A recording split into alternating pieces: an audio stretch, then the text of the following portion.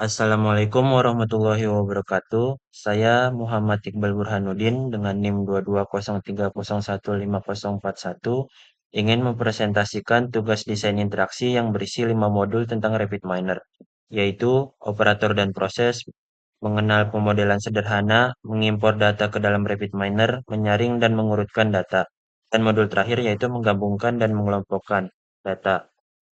Kemudian lanjut, ya kita akan mengenal modul pertama yaitu operator dan proses. Sebelumnya saya ingin menjelaskan AI Studio RapidMiner. AI Studio RapidMiner yaitu adalah platform data science yang dirancang untuk mempermudah proses analisis data dan pengembangan model machine learning. Bahkan bagi pengguna non-programmer, dengan antarmuka drag and drop, AI Studio memungkinkan kita untuk mengakses data, membersihkannya, membangun model prediktif, serta memvalidasi hasil secara efisien dan visual. Ini adalah tampilan awal dari RapidMiner. Kemudian, pertama-tama ketika kita ingin memulai program, yaitu kita ke tombol Start, kemudian kita ke bagian blank process. Kemudian saya akan menjelaskan beberapa fitur yang ada pada RapidMiner. Yang pertama di sini adalah repository. Repository di sini kita digunakan untuk mengelola dan menata proses analisis yang menjadikan proyek yang sama digunakan untuk sumber data yang berkaitan dengan metadata. Kemudian di bagian bawahnya yaitu ada operator. Operator di sini memiliki macam-macam fungsi. Yang pertama ada data akses. Data akses berisi operator untuk mengimpor data dari berbagai sumber seperti file, database, atau web service. Yang kedua ada blending. Di sini digunakan untuk menggabungkan data dari berbagai sumber seperti join, append, atau union. Yang ketiga di sini ada cleansing, berisi alat untuk membersihkan data seperti menghapus duplikat, menangani nilai hilang, atau normalisasi. Selanjutnya ada modeling, yaitu tempat operator untuk membangun model machine learning, baik supervised maupun unsupervised. Yang selanjutnya yaitu ada scoring, digunakan untuk menguji atau menerapkan model yang telah dibuat pada data baru. Selanjutnya ada validation, berisi alat untuk memvalidasi performa model seperti cross-validation dan evaluasi akurasi. Yang selanjutnya ada utility, yaitu kumpulan operator umum untuk membantu proses seperti looping, scripting, atau manipulasi data, manipulasi metadata. Pada tahap awal ini, kita akan memulai mencoba melakukan pemrograman sederhana menggunakan Titanic Training. Pertama-tama, kita mengambil sampel data yang tersedia, kemudian kita cari Titanic Training, lalu kita drag dari kiri ke tempat bagian proses, kemudian kita klik kiri pada bagian out dan membawanya ke bagian rest, kemudian diklik kiri. Setelah itu kita akan merunning dengan tombol biru. Setelah diklik akan muncul yang mana ada data-data dari orang-orang yang ada pada penumpang-penumpang Titanic. Di sini berisi banyak, yaitu ada kolom untuk survive, ada yang masih selamat ataupun tidak, ada umur, ada passenger, ada jenis kelamin, no of sibling of spouse on board, of parents, dan passenger. Kemudian pada tabulasi statistik ini kita melihat bahwa eh, ringkasan statistik yang berguna, yaitu terdapat 349 penumpang yang selamat dan 567 penumpang yang tidak selamat. Sekian modul 3 ini nanti kita akan lanjutkan ke modul 4. Pada tahap selanjutnya kita akan melanjutkan dengan modul mengenal permodelan sederhana. Pada bagian ini kita akan membangun sebuah proses untuk melihat apakah orang-orang yang selamat pada kapal Titanic itu memiliki keberuntungan semata atau ada faktor-faktor yang mempengaruhi pada keselamatan para penumpang Titanic. Pada tahap pertama kita mengambil sampel pada folder sampel, kemudian pada folder data, kemudian kita cari data Titanic trainingnya, kemudian kita drag, lalu kita drop pada bagian proses, kemudian pada tahap selanjutnya yaitu kita akan membuat pohon keputusan yang berupa atau yang dikenal decision tree, yang mana pemodelan ini merupakan pemodelan yang populer untuk menemukan pola tersembunyi pada data. Untuk melakukan decision tree, kita akan mencari pada bagian operator, kemudian pada folder modeling, folder predictive, kemudian trees, decision trees. Kemudian pada bagian decision tree ini kita drag, lalu di drop out pada bagian proses. Pada tahap selanjutnya yaitu kita akan mengklik kiri pada Retrieve Titanic Training untuk disambungkan dengan Decision Tree. Kemudian bagian mode pada Decision Tree kita akan sambungkan dengan REST. Selanjutnya kita akan running. Nah, ini adalah hasil running dari tahapan Decision Tree, yang mana ternyata pada penumpang-penumpang kapal Titanic ini terdapat banyak faktor yang mempengaruhi pada faktor jenis kelamin, faktor apakah keluarga tersebut memiliki anak atau saudara atau tidak. Di sini memunculkan bahwa penumpang wanita penumpang wanita dengan eh, tarif tiket termahal memiliki keselamatan tertinggi. Kemudian selanjutnya yaitu ada bagian keluarga kecil di mana keluarga ini tidak memiliki saudara ataupun adik kakak yang membuat faktor kemungkinan keselamatan menjadi lebih besar. Di sini terbukti bahwa penumpang-penumpang kapal Titanic yang selamat itu bukan hanya sebuah keberuntungan, melainkan ada faktor-faktor yang mempengaruhinya. Dengan rapid miner ini, kita mengetahui bahwa dengan data kita mengetahui bukan penumpang kapal Titanic bukanlah hanya sebuah keberuntungan, melainkan dapat faktor-faktor yang mempengaruhinya. Sekian. Kemudian di sini pada modul kelima, yaitu pada modul selanjutnya yaitu mengimpor data ke dalam RapidMiner. Di sini kita sesuai modul ini kita akan belajar untuk mengimpor data yang berupa XLS ke dalam local repository. Pertama-tama awalan tahapnya yaitu kita klik import tambah import data, kemudian my computer. Di sini data Titanic plus data XLS, kemudian kita import, klik next, kita next lagi aja, next lagi. Kemudian di sini untuk mempermudah kita akan eh, menghapus dan membuat namanya menjadi Titanic.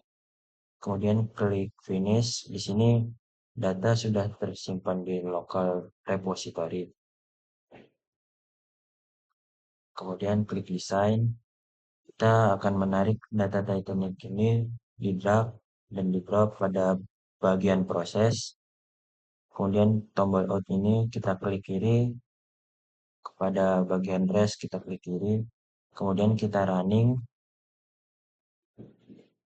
Nah, di sini muncul eh, data-data yang tersedia. Di sini terdapat tanda tanya yang merupakan data tersebut tidak lengkap, datanya tidak terisi. Jika pada kolom usia kita klik 2 kali, nah di sini terdapat banyak data yang tidak lengkap. Kemudian kita coba pada kabin, kita klik. Nah, di sini terdapat data-data kabin yang tidak lengkap.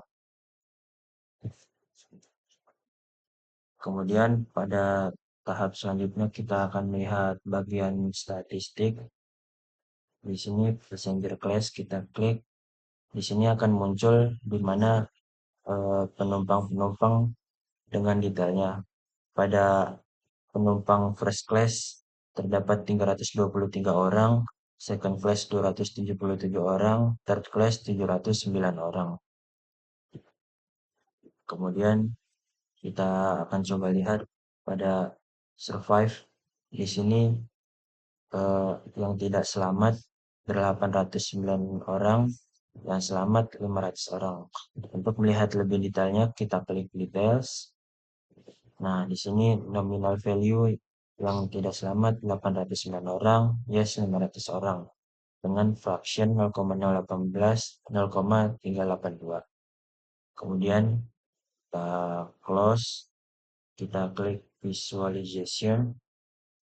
Nah, pada visualization di sini yaitu terdapat charts yang mana data gambar antara hubungan antara umur di sini pada sumbu X serta jumlah anggota keluarganya pada sumbu Y, di mana penumpang dengan umur yang lebih muda serta jumlah anggota yang lebih sedikit memiliki peluang selamat yang jauh lebih tinggi dibandingkan anggota keluarga yang lebih banyak. Di sini yang berwarna biru yaitu penumpang yang selamat, yang warna merah yaitu penumpang yang tidak selamat. Demikian eh, tutor tutorial mengimport data ke dalam determiner yang sederhana. Kemudian nanti kita akan lanjut pada modul selanjutnya. Kemudian pada modul selanjutnya kita akan menyaring dan mengurutkan data. Di mana tujuan dari menyaring dan mengurutkan data ini yaitu kita menerapkan filter kehimpunan pada data Titanic untuk melihat hanya penumpang wanita saja. Kemudian kita akan menyortir untuk menemukan tarif tiket tertinggi yang dibayarkan oleh penumpang wanita. Pertama-tama kita akan melakukannya dengan melakukan pada folder sampel, folder data, kita mencari data Titanic, kemudian kita drag dan di drop pada bagian proses. Pada tahap selanjutnya, kita akan mencari pada operator yaitu filter example. Kemudian kita drag ke samping kanan Titanic, kita drop. Kemudian pada bagian example bagian kiri, kita klik kanan, quick access, connect to retrieve output. Kemudian kita add filters untuk sex, yaitu untuk jenis kelaminnya kita ingin wanita saja, kemudian kita klik OK. Kemudian tahap selanjutnya yaitu kita akan mencari operator yang bernama sort. Kita drag ke samping kanan filter example, kita drop. Kemudian pada bagian sort kita klik kanan, eh, connect to filter example set output. Kemudian kita mengedit list, yaitu passenger pair dengan sorting order descending. Kita apply. Kemudian pada bagian example kita klik kiri dan disambungkan pada bagian rest. Kemudian untuk tahap selanjutnya yaitu kita merunning program ini. Nah, di sini terlihat yaitu dengan jenis kelamin wanita pada first class. Di sini dengan urutan wanita dengan tarif termahal yaitu 512,3,29. Kemudian diurutkan ke bawah untuk melihat wanita dengan tarif termahal pada kapal Titanic. Seperti itu saja teknik pada modul kita dengan menyaring dan mengurutkan data. Kemudian kita akan lanjut ke pada tahap modul selanjutnya kita akan menggabungkan dan mengelompokkan, yang mana kita tidak akan lagi membahas tentang topik Titanic, kita akan membahas tentang menggabungkan yang mana folder produk dengan transaction untuk melihat barang apa saja yang paling sering dibeli pada dengan data yang ada. Kita akan memulainya dengan klik folder sampel, kemudian folder data, kemudian kita akan mencari produk, kemudian kita drag dan kita drop pada bagian proses. Tahap selanjutnya yaitu kita mencari transaction, kita drag dan drop pada bawah bagian produk. Kemudian kita akan mencari sebuah operator yang bernama join, kita drag dan drop ke bagian kanan products. Kemudian kita akan sambungkan produk ke join. Setelah itu kita sambungkan transaction ke join. Kemudian pada bagian parameter kita akan mengedit list yaitu dengan left key atribut product ID dan right key atribut yaitu product ID. Kemudian kita apply. Tahap selanjutnya kita akan mencari operator yang bernama agregat. Kemudian kita drag dan drop pada samping kanan join. Kita sambungkan join dengan agregat. Dan selanjutnya kita mencari pada parameter group by attribute yaitu kita select atribut product ID, kemudian kita klik agar pindah ke sebelah kanan, kemudian kita apply pada aggregation attribute, kita edit listnya dan mencari customer ID dengan average count, kemudian kita tambahkan entry yaitu product name dengan aggregation function yaitu mode. Setelah itu kita apply. Setelah itu kita akan merunning program ini untuk melihat hasilnya. Oh ya, kita lupa untuk menyambungkan agregat dengan sebuah res. Kita coba running ulang. Nah, di sini akan muncul kita harus klik 2 kali pada count untuk melihat produk yang sering kita beli. Di sini muncul bahwa produk yang sering dibeli yaitu ada 22 kali Astad, kemudian Turbolax sampai selanjutnya. Demikian program sederhana agregat, yang mana agregat itu melakukan group by function yang mungkin kita ketahui dari database.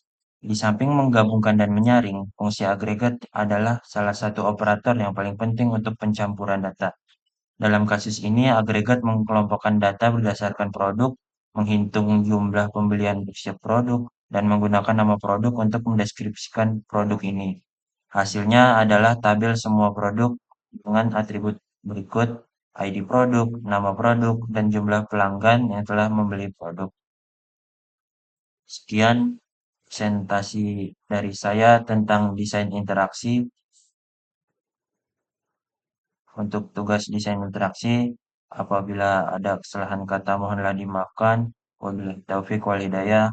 Assalamualaikum warahmatullahi wabarakatuh.